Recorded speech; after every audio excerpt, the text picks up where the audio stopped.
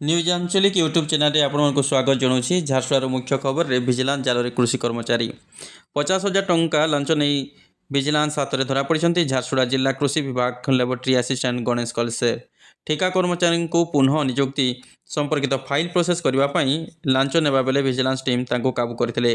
तांकोठारू launch अर्थ जबत करने सह गिरफ करा विजिलेंस विभाग सूचना दैछंती।